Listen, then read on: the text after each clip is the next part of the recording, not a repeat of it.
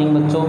अपने सर्वनाम की परिभाषा देखी थी कि संज्ञा के स्थान पर काम आने वाले शब्दों को क्या कहते हैं, सर्वनाम कहते हैं। जो सर्वनाम का कार्य था वो हमने बताया था कि संज्ञा को पुनरुक्ति को रोकता है। संज्ञा की पुनरुक्ति का मतलब ये क्या बना देता है, भाषा को सुंदर व स्पष्ट बना देता है। भाषा को क्या बना देता है, सुंदर व स्पष्ट बना देता है। सर्वनाम के भेद की भी अपने बात कर ली थी कि सर्वनाम के जो भेद हैं वो कितने होते हैं। सर्वनाम के भेद आपको बता दिए थे कितने, 6। कौन कौन से, पुरुषवाचक बता दिया था, निश्चय, अनिश्चय, निज, प्रश्न और संबंधवाचक सर्वनाम हमने पढ़ लिए थे। अब उनका जो पहला भेद होता है वो होता है कौन सा, पुरुषवाचक सर्वनाम। पुरुषवाचक सर्वनाम की परिभाषा की बात करें तो यानी जिस सर्वनाम शब्द का प्रयोग हम किसी स्त्री या पुरुष के लिए करते हैं, यानी जिन सर्वनाम शब्दों का प्रयोग जिन सर्वनाम शब्दों का प्रयोग किसी पुरुष या स्त्री के लिए किया जाए उसे क्या कहते हैं, पुरुषवाचक सर्वनाम कहते हैं। यानी ऐसे शब्द होंगे जो या तो किसी पुरुष या किसी स्त्री के लिए क्या करेंगे, प्रयोग करेंगे। या तो बोलने वाला अपने लिए कर सकता है, सुनने वाले के लिए कर सकता है, या फिर किसी अन्य व्यक्ति की बात कर सकता है। जैसे मैं, तुम, आप, वे, उसे, उन्हें आदि।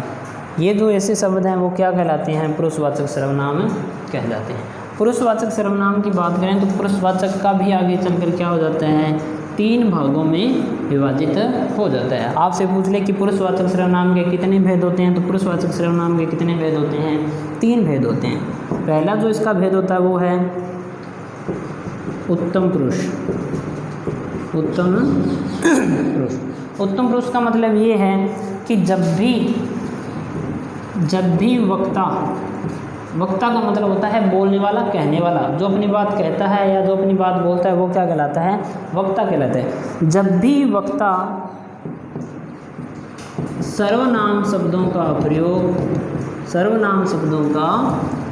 प्रयोग किसके लिए कर ले, स्वयं के लिए कर ले। किसके लिए करें, स्वयं के लिए करें, वहाँ कौन सा होता है, उत्तम पुरुष होता है। बोलने वाला व्यक्ति जब भी सर्वनाम शब्दों का प्रयोग खुद के लिए करता है वो कौन सा होता है, उत्तम पुरुष। जैसे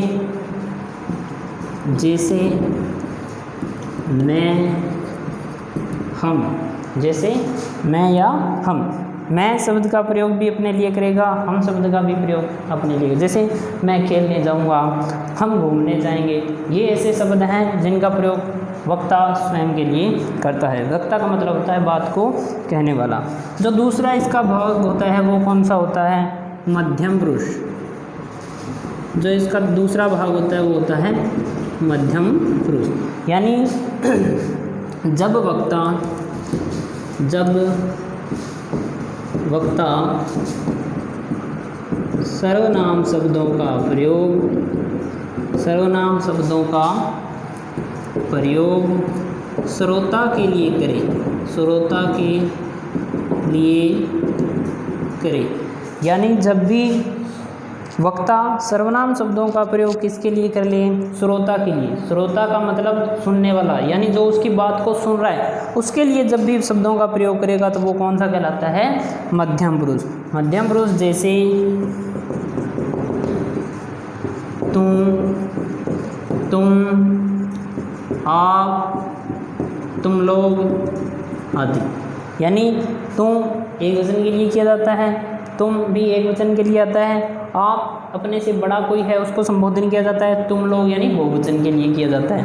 तो ये जब भी शब्द आ जाएं ऐसे तुम यानी तुम चुप रहो, आप घूमने जाओ, तुम लोग मेरी बात सुनो, ये ऐसी बातें हैं, यानी ऐसे शब्द जो सुनने वाले के लिए क्या करें अपने प्रयोग कर सकते हैं, उनको क्या कहते हैं, मध्यम पुरुष कहते हैं।